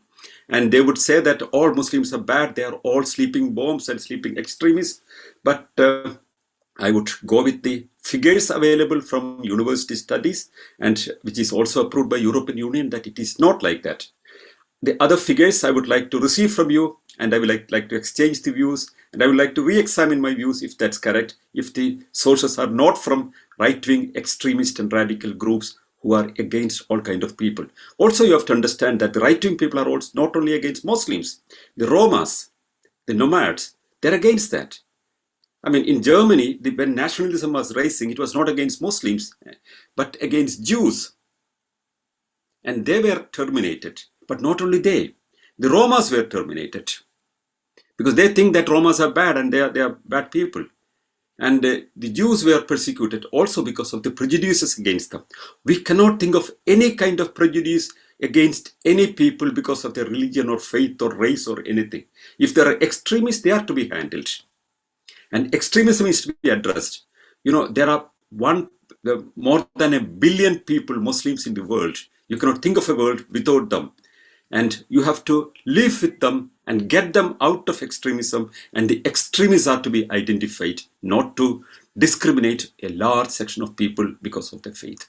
Anyway, it's a position that you are articulating. You can send me the documents. And if I'm wrong, I'm willing to correct. I have no prejudices against any views. I'm a very open-minded person. But please send me the documents with the sources. We will verify it. And before closing, I have an announcement about Shubhi Sinha, who has been living in India till now, has now moved to Europe, and she would be heading the youth wing of Rationalist International, and she is the Rationalist Youth Ambassador now. Thank you. Thank you so much for this. And I think with this note, we can end today's session. We found some very interesting and different questions today. So thank you everyone for participating so enthusiastically. And thank you, sir, for answering all these questions so precisely.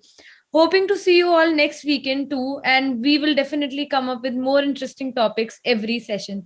So this is the end of today's session. And thank you, everybody.